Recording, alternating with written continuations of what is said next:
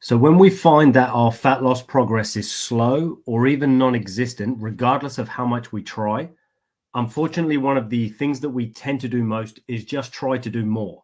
We'll try to cut back on the calories even more, try to increase our exercise even more, and so on.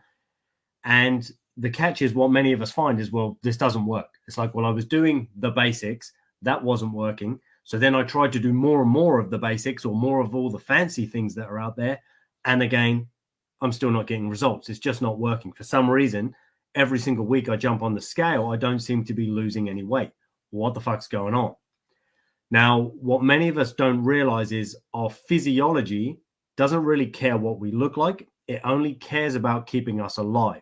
Survival is the baseline instinct that our physiology has. And that's the baseline goal. Keep the organism alive. So it doesn't care what we look like. It just cares that we survive. Now, that, of course, is a good thing. We want to be alive. But for those of us that are trying to burn body fat and to have a better body, well, that doesn't really help. It's like, well, yeah, okay, cool. Thanks for keeping me alive, mate. But I want to look better. I want to get rid of this excess body fat so that I can actually feel good about myself, have more confidence, have more energy, and so on. So we need to understand that, okay, well, I've been trying the things and that's not leading to a result. What's going on?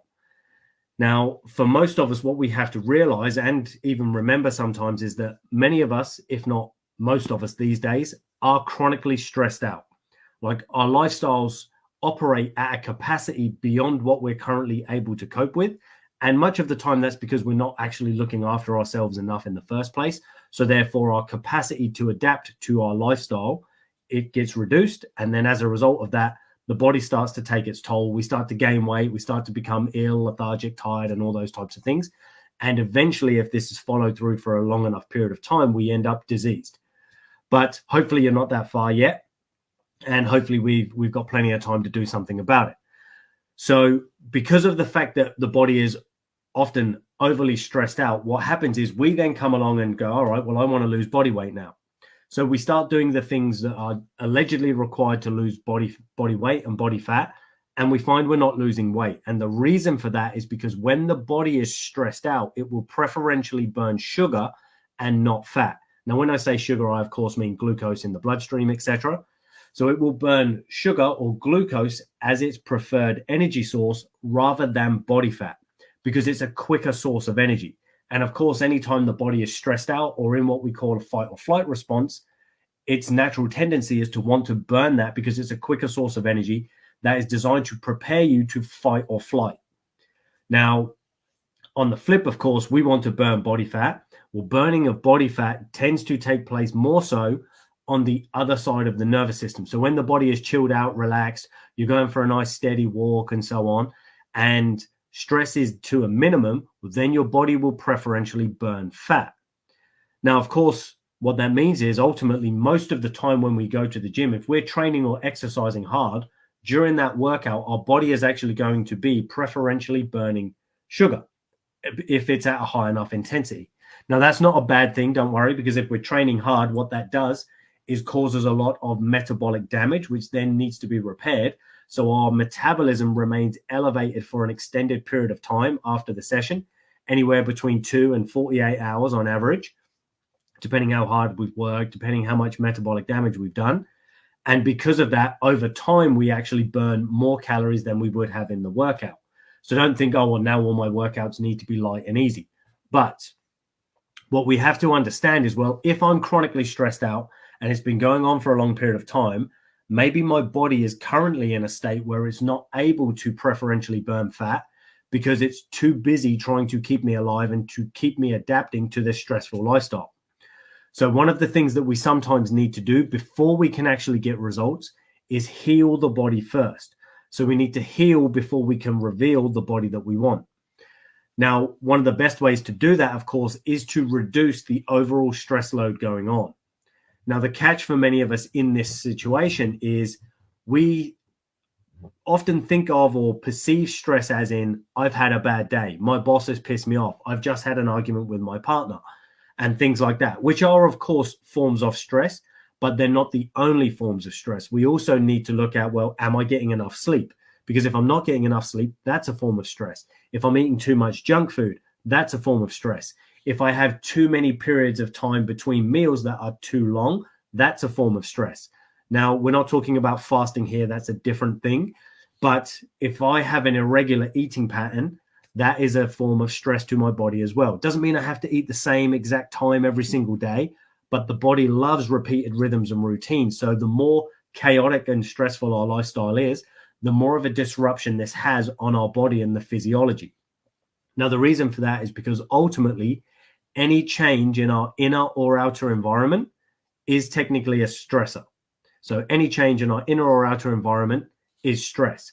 Now, that doesn't mean that stress is bad, because without stress, we'd actually be dead. We need stress in our lifestyles to give the body something to adapt to. It's that repeated exposure to stresses plus the recovery required to adapt to it that enables the body to get stronger. The catch is, for most of us, we overexpose our body to the stresses, but don't provide the nurture and the time required for the body to actually go through its adaptive processes. And therefore, that stressful lifestyle actually ends up breaking us down rather than building us up, which of course is not ideal, especially when we want to be healthy, feel vital, have lots of energy, have lots of confidence, and of course a body to match that. So what we need to do is reduce the stress. So we need to look at our entire lifestyle. What's going on right now that I can maybe remove? Certain things I might be doing too much of. So what can I reduce? We also maybe actually want to increase our calorie intake. Or if not increase the calorie intake, increase the quantity of high quality foods that we're eating. So ideally healthy whole foods. Look at anywhere we are currently eating junk and crap that we know we shouldn't be eating, and we would replace that, because we want foods that are going to nurture the body, not stress it and actually take life force away. So that's our first thing. It's a case of reduce the stress load. Now, what we would then also want to do as another way to kind of reduce the stress load, but also improve the body's ability to adapt, is switch up some of our training from high intensity and high pressure, high volume. We might want to cut that back and do what we actually call work in.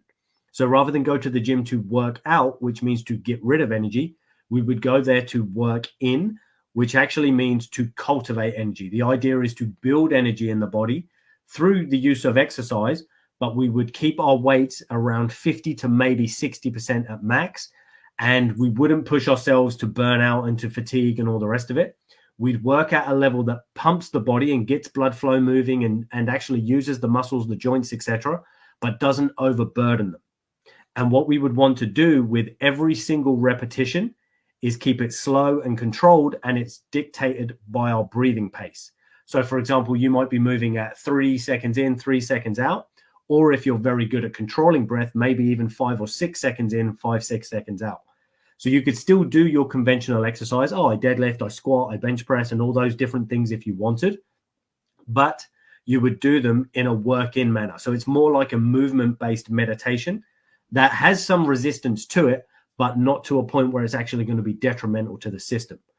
Now, another way you can do it if you don't just want to use conventional exercise is things like yoga, Tai Chi, stretching, breath work, and so on. There are lots of different methods you can use, even just slow, steady walking in nature and things like that. They're all going to be things that help nurture the body so that it can actually heal enough to start burning the fat that you actually want to get rid of. And often what we find is that adding in the work-in stuff will kickstart the fat loss a lot quicker than just trying to go to the gym and beat it off you when the body is already stressed. And then you add this high-intensity workouts, which then, of course, stress the body even more. It doesn't mean that the workouts are bad and that you should never do them. It just means that right now, perhaps your body and your physiology doesn't have the capacity to deal with it. So we need to respect that for a brief period of time, give the body enough time to heal to the level at which it can actually start burning fat, because it's no longer concerned about your survival. So hope that helps people. If you're struggling to burn fat, it's probably just that your body is too stressed out at present. It's not that, oh, my habits are not good enough, I'm not restricting calories enough, or I need to do more exercise. It's probably just that you need to nurture the body for long enough for it to heal. For most people, you can start getting results within 4 to 8 weeks, as long as you give your body that time to rest and recover. And of course, let's face it, depending how far you've gone, you may have to give it longer than that. But for the average person who's not got some kind of chronic disease, illness, metabolic disruption, and so on, such as diabetes, high cholesterol, and cancer and things like that. If you don't have anything too extreme, what you will likely find is within 4 to 8 weeks of giving your body the time it needs to recover, you will then suddenly find, oh, hang on, my body seems to be getting leaner now. It's starting to burn fat. I feel more energetic. And then at that point, you can gradually start to increase the intensity of your workouts until you are training properly and no longer just working in. You might want to keep some, but you can now be training properly, pushing yourself a little bit more. But remember, we have to continue to eat well because we want to supply the body with high nutrition, especially when we're training hard. And then we want to rest and recover hard so that when we are doing these more intense workouts, the body is getting plenty of time to rest so that we can repeat that without it pushing the body backwards. So any questions on this, guys, drop them in the comments below. If you want to find out more about what we do, check us out at strongerthanlife.com. And if you have any questions, let me know. And if not, I'll see you in my next video. Take it easy, people.